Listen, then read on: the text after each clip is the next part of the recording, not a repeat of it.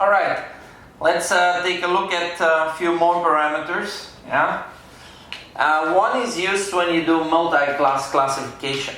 Yeah, you will see that one of the parameters is the decision function shape. Yeah? Mainly when you do multi-class classification, you have two options. OVO meaning 1 versus 1, and OVR meaning 1 versus rest. And you will have to make a choice between these two. Yeah? 1 versus rest, let us, this is 1 versus rest here, this one. Yeah, what you basically will do is, you will look at this, you take this one versus these two, so you treat this as one class, and then you do the same for this one, treat this one as one class and these two as one class, and you will do the same for this one. Yeah? So this is 1 versus rest. The disadvantage is that you have a little bit of an imbalance, because if there, 10 here, 10 here, and 10 here, you're gonna run 10 versus 20 samples. Yeah. So that's why people prefer the other one. The other one is 1 versus 1. Yeah. So if this is 1, 2, 3, you do 1 versus 2. 1 versus 3, and then you do 2 versus 1, but that's the same one. So 2 versus 2, 2 versus 3, right? And then you have 3 versus 3 versus 1. Yeah, 3 versus 2 is already here. Yeah. So here you are balanced, because this is 10 versus 10, right?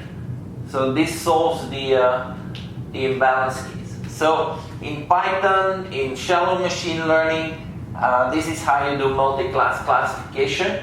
When we will look at deep learning later, you will see we use softmax. Yeah. Okay, another parameter. So this is only for multi-class. Another parameter, or another way to see this here, is parameter tuning. There's a lot of parameters to choose from. Now, which one is the best one? Yeah. So basically, you can use a function called grid search, and grid search will basically look at all possible combinations of these. For example, you can say for C, I want 1, 10, 100, and 1000. Yeah. For gamma, I want 10 to the minus 3 or 10 to the minus 4. And for kernel, I want RBF, I want linear. Yeah. So then the grid search function will actually calculate all options here, all possibilities, and give you the one that scores the best on your training set. Yeah. Okay, and the last piece is k-fold validation. I explained this before. So basically, and usually cross-validation is 5. Basically, you will have 5 equal pieces of your data set. So in this case, about 100 plus samples. And you divide by 5, and then you run testing on it with each of the folds being the cross-validation set.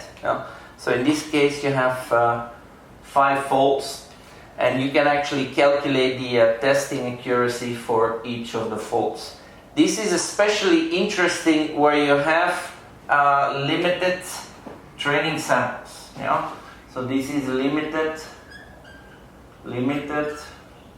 training samples.